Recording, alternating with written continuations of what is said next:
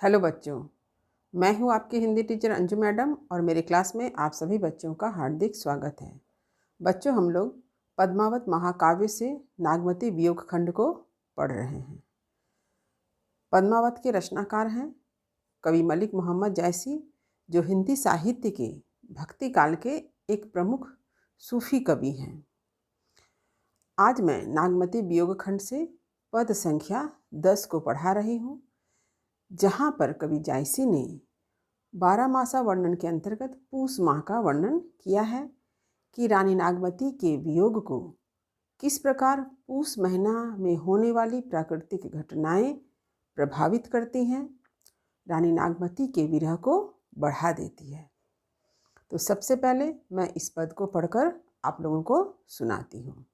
पूस जाड़ थर थर तन कांपा, सूरज जाई लंका दिशि चांपा, विरह बाढ़ दारुण भासियु, कपि कपि मरो ले हर जीव, कंत कहाँ लागो ओहि नीरे, पंत अपार सूझ नहीं नियरे, सौर सपेती आवे जूड़ी, जानहु से जीवंचल बूढ़ी, चकई निसी बिछुरे दिन में मीला, हों दिन रात विरह को कीला, रैनी अकेली साथ नहीं सखी, कैसे जिए बिछोही पखी, विरह सचान भयउ तन जाड़ा, जियत खाई ओ मुए न छाड़ा, रकत ढूरा मासू गरा, हाड़ भयउ सब संख, धनी सारस होई ररी मुई, पीऊ समेट ही पंख।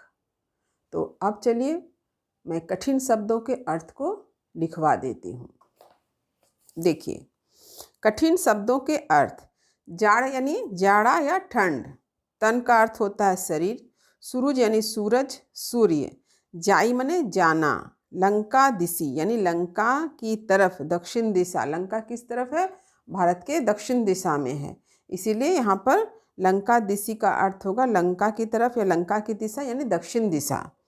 यानी सूर्य का उत्तरायण से दक्षिणायन होना। ये जो प्राकृतिक परिवर्तन हम लोग देखते हैं पूस महीने में कि सूर्य जो होता है वह क्या होता है, उत्तरायण से दक्षिणायन होता है, यानी उत्तर से दक्षिण की ओर उसका प्रस्थान होता है।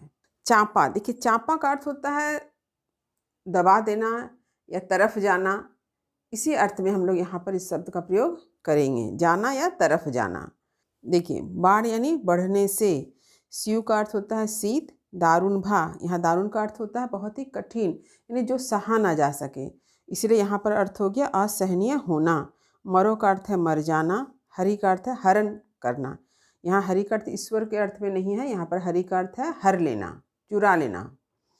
जीव मतलब हृदय प्राण, हियरे मतलब हृदय के नज़दीक, अपार जिसे पार ना कर सके यानी कठिन, सूझ यानी दिखाई देना, नियरे अर्थात नज़दीक, सौर यानी कंबल, सपेती मतलब रजाई, जूड़ी मने ठंड, जैसे ठंड से लोग दांत किटकिटाने लगते हैं ना, तो यहाँ पर उसी का अर्थ होगा जूड़ी। जानहु मने जानो या मानो, हिमांचल यानी हिमालय, सेज यानी सैया, बूढ़ी मतलब डूबी रहना, चकई मतलब चकवा, निसी मतलब रात, बिछुरे मतलब बिछुड़ना, दिन मिला यानी दिन में मिल जाना, हों कहा गया मैं यानी रानी को, रैनी मतलब रात, जिए मतलब जीना, बिछोई यानी बिछुड़ा, पखी मतलब पक्षी, विरह सचान यानी विरह को यहाँ बाज के समान बताया गया है, तो यहाँ सचान का अर्थ क्या होता है? बाज।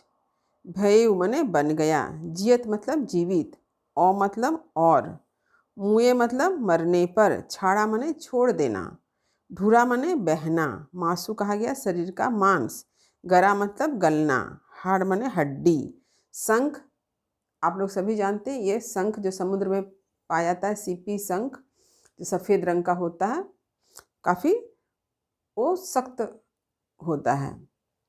धनी यानी रानी नागमती को कहा गया है, ररी मतलब प्रियतम का रट लगाते हुए, मुई मतलब मर गई, और पीयू का अर्थ है प्रिय, समेट ही मतलब समेटेंगे। तो यहाँ पर जो आप लोगों को मैंने बताया कि शंख जो होता है समुद्र में पाया जाता है, और ये जो होता है काफ़ी, इसका जो ऊपरी हिस्सा काफ़ी कठोर होता है, और इसे यहाँ पर निष्प्राण जीव के अर्थ में इसका प्रयोग हुआ है। तो कठिन शब्दों के बाद अब मैं आपको इस पद का प्रसंग, फिर पंक्ति की व्याख्या और विशेष बताऊंगी। तो चलिए सबसे पहले मैं प्रसंग को समझा देती हूँ। देखिए, इस पद का प्रसंग यही है कि राजा रत्नसेन रानी नागमती को छोड़कर चले गए हैं और राजा के वियोग में रानी नागमती अत्यंत दुखी है। राजा रत्नसेन के वियोग में रानी नागमती के लिए एक एक दिन एक एक पल काटना अत्यंत दुष्कर प्रतीत हो रहा है और रानी ने इस प्रकार कई महीने बिता दिए हैं और अब जो है पूस महीना भी उसे व्यतीत करना है और पूस महीना रानी के जीवन पर, रानी के विरह पर किस प्रकार अपना प्रभाव डालता है, इसी का वर्णन यहाँ पर कवि जायसी ने किया है। तो चलिए देखते हैं रानी नागमती पूस महीने के बारे में क्या कहती है। पूस जाड़ थरथर तन कांपा, सूरज जाई लंका दिसी चांपा। तो देखिए, पूस महीना में बहुत ही ज़्यादा ठंड है। हम लोग सभी जानते हैं कि पूस महीना में काफ़ी भयानक ठंड पड़ती है। आप लोगों ने मुंशी प्रेमचंद की एक कहानी पूस की रात जरूर पढ़ी होगी कि जिस पूस की रात में हल्कू क्या करता है, हल्कू पूस की रात में अपने खेत की रखवाली करने जाता है, लेकिन रात के समय जब नीलगाय उसके खेत को चर रहे होते हैं तो वह ठंड के मारे इतना आलसी हो जाता है कि वह उठकर नीलगायों को भगाता नहीं है बल्कि अपने खेत को चरने दे देता है। और अगले दिन वह अपनी पत्नी से कहता है कि चलो अच्छा ही हुआ, अब उसे इस ठंड में खेत में सोना नहीं पड़ेगा। तो आप पूस की रात की ठंड कैसी होती है या पूस महीने का ठंड कैसा होता है, इस बात को अगर आप जानते हैं तो बहुत अच्छी बात है। फिर भी आप इस कहानी को एक बार ज़रूर पढ़िए कि मुंशी प्रेमचंद ने पूस की रात कहानी में किस प्रकार से हल्कू के माध्यम से पूस की रात की भयानक ठंड का वर्णन किया है, उसकी गरीबी का वर्णन किया है। तो यहाँ देखिए, पूस महीने में जो ठंड पड़ रही है उससे शरीर जो है, तन जो है वो क्या करता है, थरथराता है, थरथर कांपता है। ठंड के कारण रानी नागमती का कहना है कि पूस महीने के ठंड के कारण रानी नागमती का शरीर जो है थरथर कांप रहा है।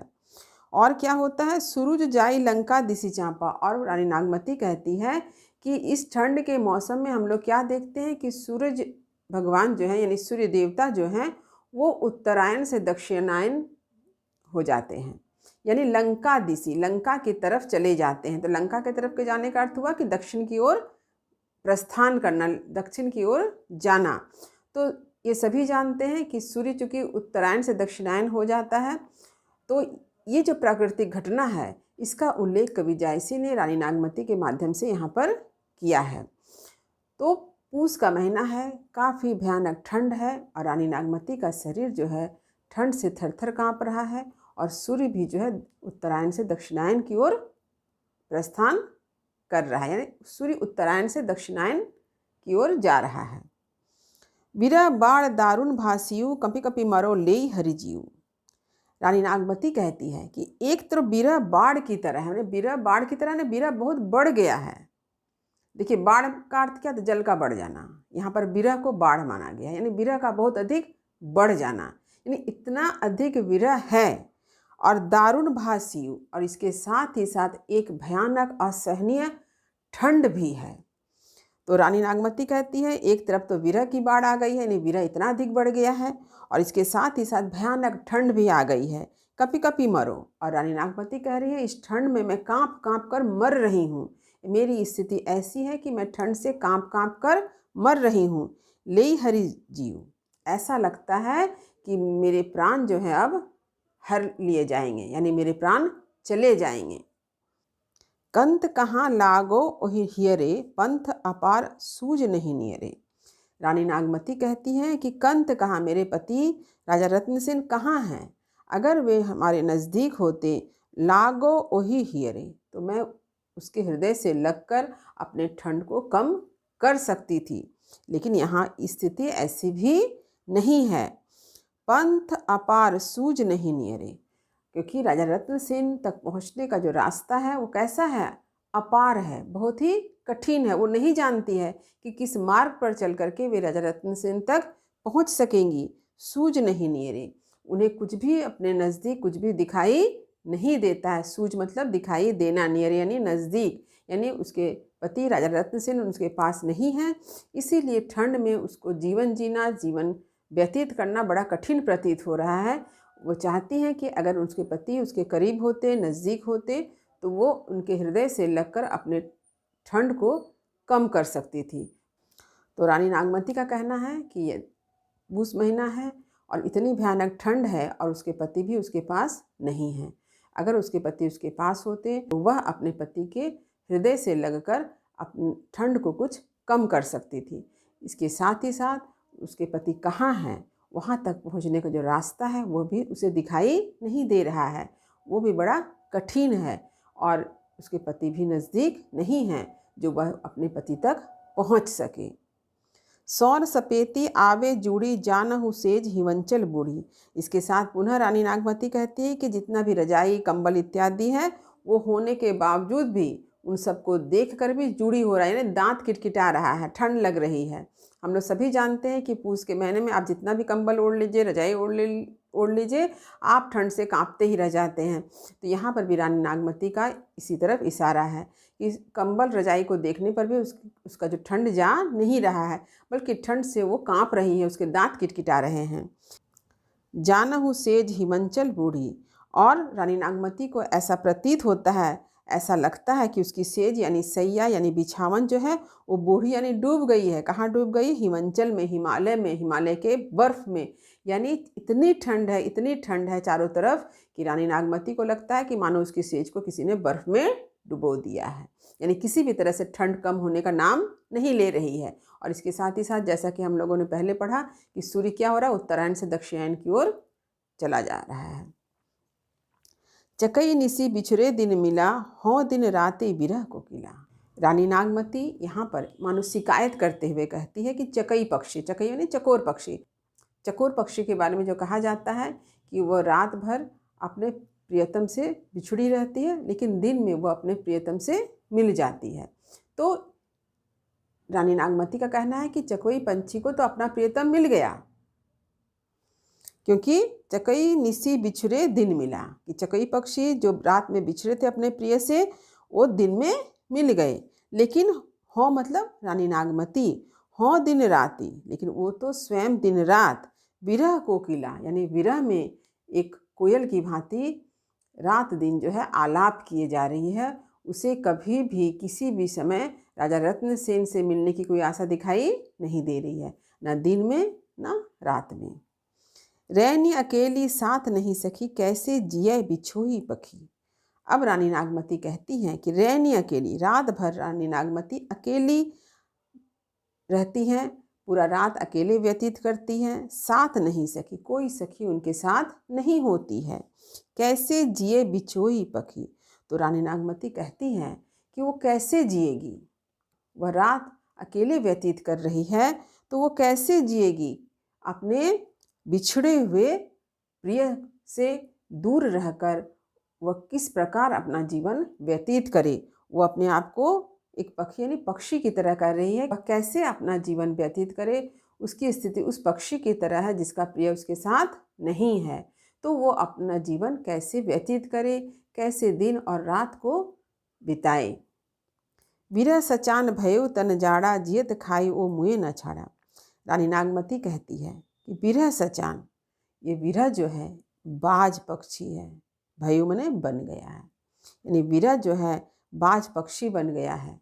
तन जाड़ा, तन जाड़ा मतलब जाड़े के मौसम में उसका शरीर जिस तरह से ठंड से कांप रहा है, विरह में वो जैसे अपना जीवन व्यतीत कर रही है कि उनको लगता है कि विरह जो है बाज पक्षी बन गया है। जियत खाई ओ मुँह न छाड़ा, और यह विरह जो है जियत खाई, उसे जिंदा ही खा ले रहा है, तो मुँह न छाड़ा, तो जब वो मर जाएंगी तो वो तो उसे छोड़ेगा ही नहीं, यानी विरह जो है उसके प्राण लेकर उसे समाप्त कर देगा। रकत ढूरा मासू गरा, हाड़ भय सब संग। अब रानी नागमती की अत्यंत दयनीय दशा का यहाँ वर्णन है कि रानी नागमती इस विरह के आग में जिस तरह से जल रही हैं कि उनकी आँखों से रक्त ढूरा, उसके आँखों से रक्त के आंसू बह रहे हैं। वह विरह में इतनी कातर है, इतनी दुखी है, इतनी मर्माहत है कि उनकी आँखों से रक्त के आंसू बह रहे हैं। मांसू गरा, उसके शरीर के मांस गल जा रहे हैं। और भयउ सब संग, और इस प्रकार रक्त उसके शरीर से आंसू के रूप में निकल गए, मांस गल गया, तो अब उसके शरीर में तो कुछ बचा ही नहीं, अब जो बचा वो बची हड्डियाँ। तो हड्डियाँ क्या हो गई है, शंख बन गई है, सूख कर सफ़ेद सफ़ेद शंख बन गई हैं। धनी सारस होई ररी मुई पीऊ समेट ही पंख। तो रानी नागमती कहती हैं कि उनकी स्थिति, धनी मतलब वह स्त्री यानी रानी नागमती की स्थिति कैसी है, सारस हुई, उस सारस पक्षी की तरह हो गई है जो रात दिन अपने प्रिय का नाम लेकर रटते रटते क्या होती है, मुई मतलब मर जाती है।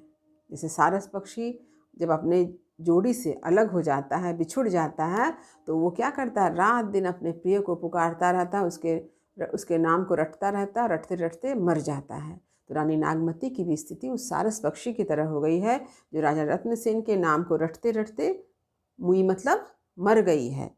पीयूष समेट ही पंख, और अपने प्रिय से कहती हैं कि अब तो वह आ जाए, आकर के पीयूष समेट ही पंख। और रानी नागमती कहती है कि उसके प्रिय पति आ करके पक्षी रूपी रानी के पंख को समेट ले, यानी वो जो कुछ भी बचा हुआ अवशेष है उसे समेट लें। तो ये रानी नागमती का कहना है। यहाँ पर पीयूष समेट ही पंख कह करके कवि जायसी ने विरह की चरम मार्मिकता को दर्शाया है। ये रानी नागमती विरह में कितनी अधिक दुखी हैं कि उसके प्राण जो हैं राजा रत्नसेन का नाम लेते लेते क्या होते हैं, समाप्त हो जाते हैं। उसके आँख से रक्त के आंसू बहते हैं, उसके मांस गल जा रहे हैं, उसकी हड्डियाँ सूखकर सफ़ेद शंख के समान हो गई है। तो इस प्रकार कवि जायसी ने पूस महीने का वर्णन किया है कि पूस महीने का प्रभाव जो है रानी नागमती पर किस प्रकार पड़ता है और रानी नागमती के विरह को किस प्रकार बढ़ा देता है। तो अब चलिए मैं विशेष लिखवा दूँ। विशेष पहला, प्रस्तुत पद में कवि ने नागमती विरह वर्णन खंड में 12 मासा वर्णन के अंतर्गत पूस महीना का वर्णन किया है। दूसरा, कवि ने रानी नागमती के विरह का अत्यंत मार्मिक चित्र उपस्थित किया है। पूस महीने की भयंकर ठंड रानी नागमती के विरह को और अधिक बढ़ा देता है। तीसरा, कवि ने प्रकृति का चित्रण उद्दीपन रूप में किया है। पूस महीने में होने वाली प्राकृतिक घटना या परिवर्तन रानी के दुख को बढ़ाने में उद्दीपक का कार्य करती है, जैसे सूर्य का दक्षिणायन होना, भयंकर ठंड से थरथर कांपना क्योंकि ठंड का अत्यधिक बढ़ जाना। चौथा, इस पद में प्रमुख छंद दोहा और चौपाई है।